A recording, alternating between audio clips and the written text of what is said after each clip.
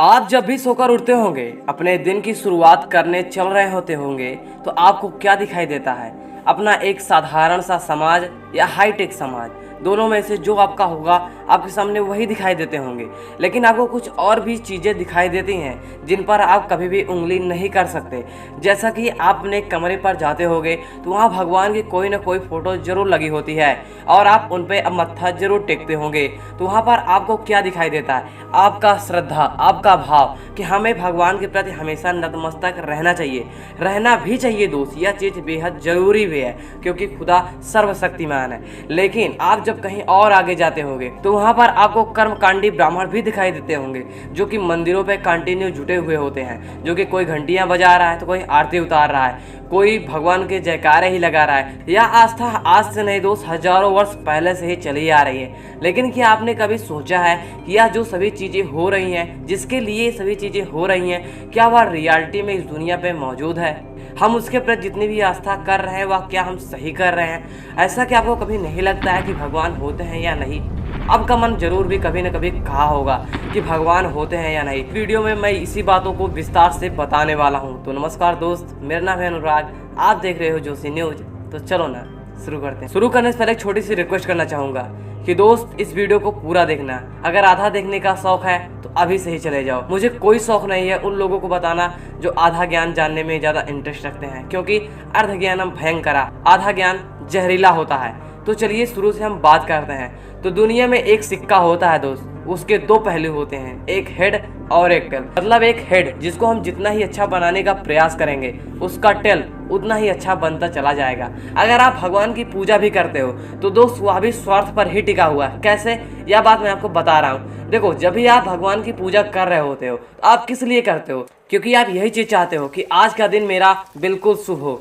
आप ये चीज़ चाहते हो कि मेरे दुश्मन का सर्वनाश हो जाए, आज हमारा दिन बेहद सही ढंग से गुजरे, मेरे साथ जो भी कुछ हो वो अच्छा हो, हमारी लाइफ बेहद अच्छी होती चली जाए। तो यही चीज़ है स्वार्थ दोस्त। अगर आप भगवान को भी पूजते हो तो यह चीज़ स्वार्थ पर जरूर टिका है। यह दुनिया है दोस्त। मैं इस दुनिया के बारे में भी आपको एक चीज़ बताना चाहता हूँ कि अगर आपको मिट्टी पर मिलाना हो ना तो यह दुनिया आपको कंधों पर भी उठा लेती है। ओके, इसका उत्तर भगवान में भी मैं दे रहा हूँ। पहले सोचो, एक पत्थर जो रास्ते पर रहता है उसे लोग जाते समय लातों से ठोकरे मारते हैं, लेकिन उसी पत्थर को अगर ले जाकर मैं मंदिर में रख दूं, सभी लोग वहां पर नतमस्तक होते हैं। क्यों? क्योंकि वो लोग उस पत्थर की पूजा नहीं कर रहे हैं, उस पत्थर की स्थिति की पूजा कर रहे हैं। अगर आप एक लूजर हो आज के समय में तो लोग आपकी पूजा नहीं करेंगे, लेकिन जब आप एक दिन विनर बन जाओगे, पूरी दुनिया के सामने उठकर खड़े हो जाओगे, तभी यह दुनिया आपके सामने नतमस्तक होगी और आपके द्वारा बताए गए हर रास्ते पर चलना शुरू कर देती है। लेकिन यह रही दूसरी टॉपिक। मैं बात करने वाला हूँ आज कि भगवान होते हैं नहीं। तो देखो दोस्त, इन चीजों को मानने के लिए तीन तरह के लोग पाए जाते हैं। पहला एक जो कि बिल्कुल नास्तिक होता है, वह यह बात कहता है कि भगवान होता नहीं है। एक होता है आस्तिक, वह कहता है भगवान होता ही होता है। लेकिन एक इन दोनों के बीच में एक बंदा होता है जो इस बात को कहता है, देखो भाई, भगवान की समय में भगवान को पूजूंगा मतलब कि आस्तिक हो जाऊंगा।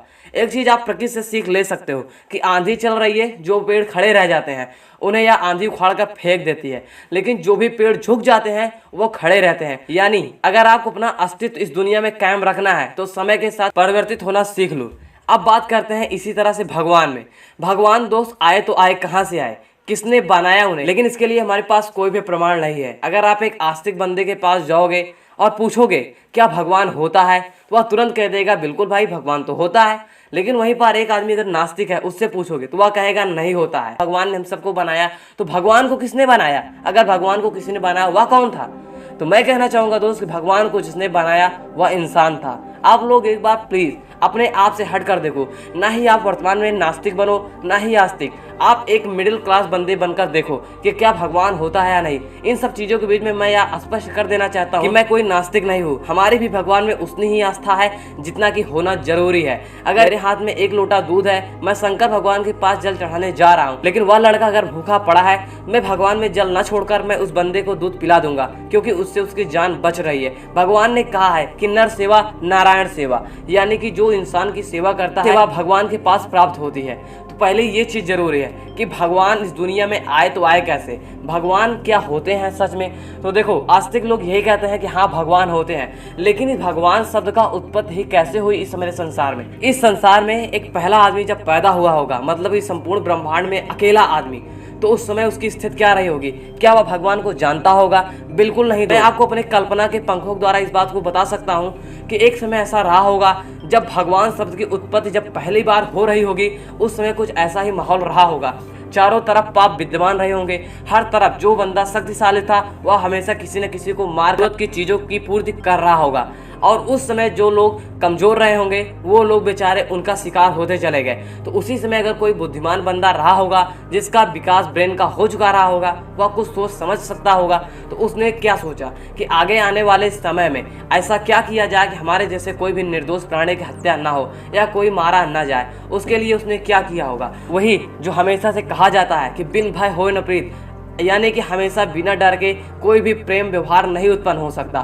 तो उसने क्या किया कि एक थर्ड व्यक्ति, यानी कि जो तीसरा आदमी है, उसका सहारा उसने लिया कि भाई देखो हमें मत मारो, ये गलत चीज़ है, मैंने आपका कुछ नहीं बिगाड़ा है। वह एक ऊपर वाला देख रहा है। उस बंदे ने सोचा होगा ऊपर वाला कौन है, आखिरकार किसके बारे में तुम बात कर रहे हो?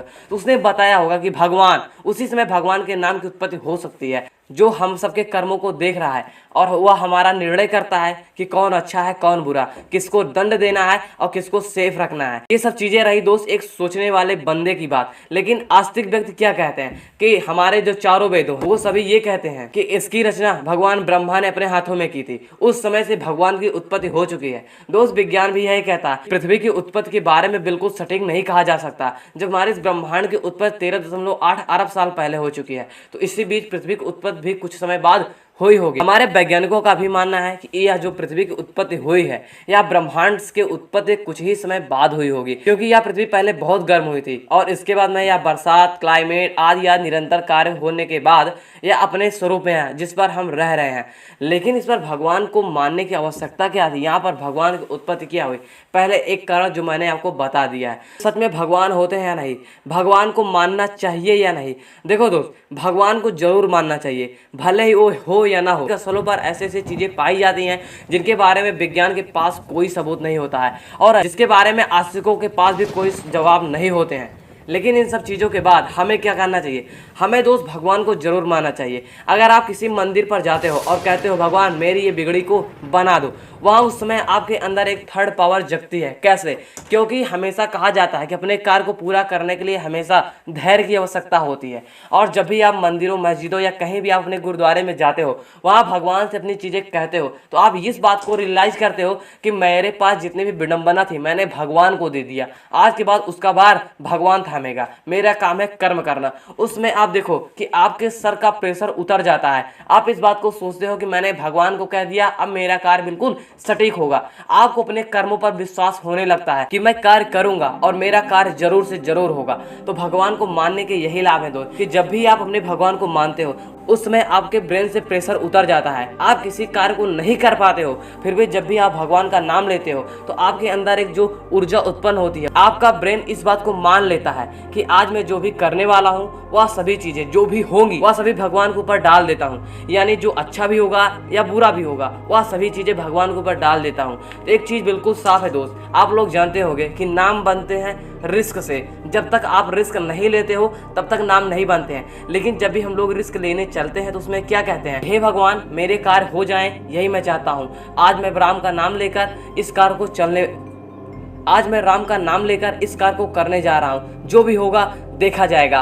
उस समय आपके अंदर क्या होता है कि आप नाम बनाने चल रहे हो तो वो तो रिस्क लेना ही पड़ेगा ना दोस्त। तो इस बात को समझ सकते हो कि जब तक कोयलों को घिसा नहीं जाता तब तक हीरा नहीं उत्पन्न होता। यानी कि हीरा भी अगर होता है तो उसे भी घिसना जरूर पड़ता है। अगर सोना होता है तो उसे भी तपना जरूर पड़ता है। वीर पुरुष बनना है तो अपनी काबिलियत को सिद्ध जरूर करना होता है। तो इसमें बात कहाँ आ गई भगवान की? संपूर्ण चीज कर्म पर होता है। जर्मनी के तानाशाह हिटलर का नाम आप लोगों ने सुना होगा। एक समय जब वह बच्चा था तो उसके गांव में भी एक ज्योतिषाचार्य आए और वो सभी के हाथ देकर उसके भविष्य के बारे में बता रहे थे। तो वह भी देख रहा था और वह भी उनके पास। उसने कहा कि हे गुरुदेव, क्या मेरे हाथ में भी वह रेखा है जो इस बात को सिद्ध करती हो कि मैं आगे आने वाले समय में पूरे विश्व का राजा बनूं? तो उस समय ज्योतिषाचार्य ने उनके हाथों को देखा और कहा कि नहीं बेटा, तुम्हारे हाथों में वह रेखा नहीं है। तो उसने कहा कि हे गुरुदेव, वह रेखा कौन सी है, कैसे होनी चाहिए, आपने कैसे जाना? तो एक पेन के माध्यम से गुरुदेव ने उनके हाथों पर एक रेखा खिंचाई। कहा कि अगर आपके हाथों पर ऐसी रेखा होती तो आप पूरे विश्व के राजा बन सकते हो। तो उसने तुरंत ब्लेड को उठाया या चाकू को, जो भी उठाया हो, और अपने हाथों पर ऐसी रेखा काट कर रख दी और कहा कि गुरुदेव, क्या अब मेरे हाथ पर रेखा है?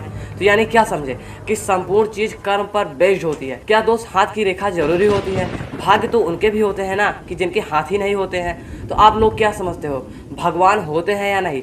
भगवान दोस्त होते हैं या नहीं, ये सभी चीज़ें अपने अपने जगह पर मायने रखती हैं। अगर हमें किसी कार्य को करना होता है तो हमेशा मैं यही कहूँगा, आपको यही सजेशन दूंगा कि भगवान का नाम जरूर ले लो। भगवान के नाम लेने से हमारा ब्रेन यह समझता है कि मेरे पास कोई लोड नहीं है, जो भी होगा अब सब भगवान को देखना है। और आप बिल्कुल भी अपने दृढ़ संकल्प से नहीं हटते हो और अपने कार्य को करते चले जाते हो। इस प्रकार से आप आने वाले समय में अपने आप को एक विजयी पाते हो। तो हमेशा अपने कार्य को सुदृढ़ रखने के लिए भगवान का नाम लेना जरूरी होता है। लेकिन मैं इस बात को नहीं कहूँगा कि भगवान एक सशरीर जरूर होता है, क्योंकि हमारे वेदों में भी काफ़ी ज़्यादा ऐसी चीज़ें हैं। कोई कहता है कि हमारा भगवान जो होता है वह निरंकार है, यानी कि जिनका कोई आकार अस्तित्व है ही नहीं।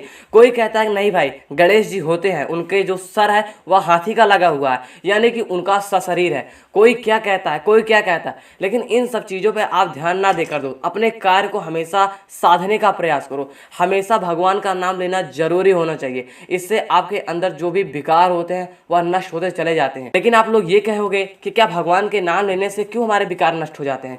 तो मैं यही कहूँगा कि भगवान का नाम लेने से आपके अंदर कोई चीज़ नहीं उत्पन्न हो जाती कि आपके विकार को नष्ट कर देती है, बल्कि आपकी जो ब्रेन होती है वह इस बात को रियलाइज कर चुका है कि भगवान कहीं ना कहीं होते हैं, और आप संपूर्ण चीज़ों को, पूरी प्रेशर को छोड़ देते हैं। तो यही इसीलिए आप जिस भी चीज़ को साकार करने चलते हो, ठंडे दिमाग से काम लेना चाहिए।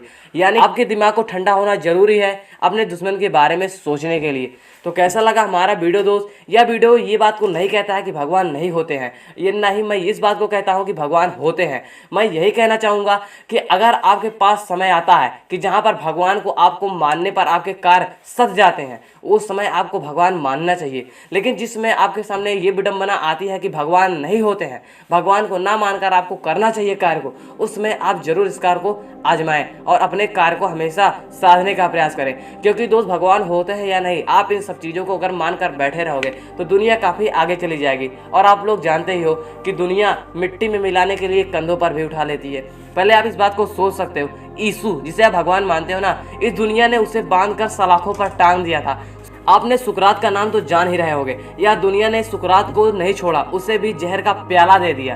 तो आप लोग क्या समझते हो, आपको यह दुनिया छोड़ देगी? नहीं दोस्त, भगवान होते हैं नहीं, इन सब चक्करों में आप छोड़कर अपने कार्य पर ध्यान दो। आपकी एम जो है आप उन पर ध्यान दो। आज आप जो भी कर रहे हो, आपकी ये मेहनत काफी समय बाद रंग लाती है, क्योंकि दोस्त कर्म के पंखों पे असंभव को भी पा लेने की क्षमता भारी होती है। तो दुनिया में कुछ भी असंभव नहीं है। लेकिन जहाँ तक रही भगवान की बात, तो अभी तक आंखों से तो भगवान को देखा नहीं गया है। बस यही सब चीजें हैं। मैं भी दोस्त भगवान को मानता हूँ, लेकिन यह चीज नहीं है कि मैं भगवान को मानने के लिए जो सच्चाई है उससे दूर चले जाओ, जो भी रियलिटी है उससे दूर चले जाओ। आपको हमेशा तर्क करते रहना चाहिए। तो कैसा लगा हमारा यह वीडियो दोस्त, हमें कमेंट के माध्यम से बताना बिल्कुल मत भूलिएगा। नए हो इस चैनल पर तो चैनल को सब्सक्राइब करना बिल्कुल मत भूलिए। शेयर कर दो अपने फ्रेंड्स और फैमिली के साथ, अगर लगा हो थोड़ा सा भी नॉलेजेबल। लेकिन मैं आपसे यही कहना चाहूँगा कि हमारे इस मेहनत को भी लाइक करना मत भूलिए। आने वाले समय में अगर आपको ऐसी वीडियोस को देखते रहना है तो हमारे चैनल को सब्सक्राइब करना बिल्कुल मत भूलिए। मैं मिलता हूँ नए वीडियो पर, तब तक के लिए जय हिंद, वंदे मातरम।